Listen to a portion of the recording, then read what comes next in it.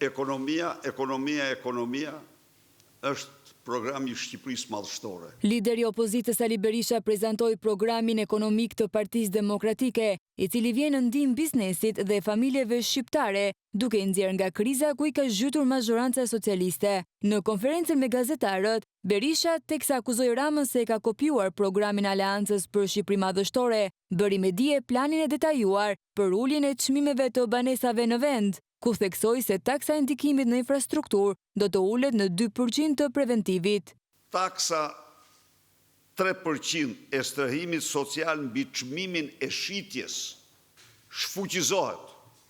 Taksa e ndikimit në infrastrukturë do të ulet nga 8% e çmimit të shitjes në 2% të preventivit. Shkak themelor i çmimeve stratosferike në ndërtim janë taksat absurde që vendosen mbi sipërfaqen e ndërtimit, e gjitha kjo ju faturohet qytetarëve që duke ja ushtruar në pamundësi blerje ose duke shtruar apartamentet në mollat ndaluara. Për rimëkëmbjen e biznesit, Berisha deklaroi se nuk do të ketë taksim për profesionet e lira dhe biznesin e vogël, si dhe do të ulet të VSH nga 20 në 15%. Do krijohen 4 zona të lira ekonomike në qarqet e mëdha të vendit, 0 taksim për profesionet e lira dhe bizneset e vogël, tavani vjetor për tatim fitimin 0 për bizneset e vogël, 18 milion lek apo 500 euro xhiro në ditë. TVSH-ja do ulet, iken tabuja 20%, ulet në 15%. Energjia elektrike për biznesin nga 18-24 lek kilovator që është sot do të shitet me 6 lek.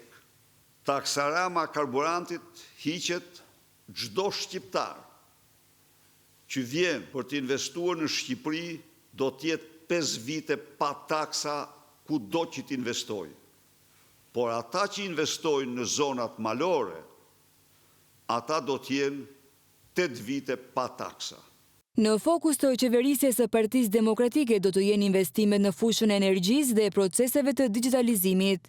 Qeveria do të bashkëpunojë ngushtë me biznesin për digitalizimin e thellë të gjitha bizneseve. Qeveria në bashkëpunim me sistemin bankar do të ndërmarrë bashkëfinancimin e vendosjes paneleve diellore nga jugu në veriun e Shqipërisë, paneleve fotovoltaike, në mënyrë që në krye të 3 viteve të pagesës së qeras, çdo shqiptar të marrë falas energjinë nga këto panele. Startupet dhe inovacionin do njohin një mbështetje të fuqishme nga Banka Shqiptare e Zhvillimit.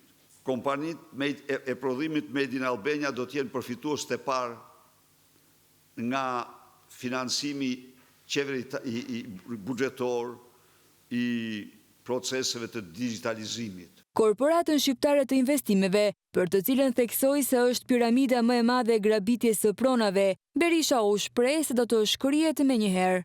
Çdo vendim dhe ligj i hartuar mbi korrupsionin do të anullohet. Asnjë vendim dhe ligj dhe procedurë që është kryer në përputhje me konkurrencën dhe transparencën dhe ligjin nuk anullohet.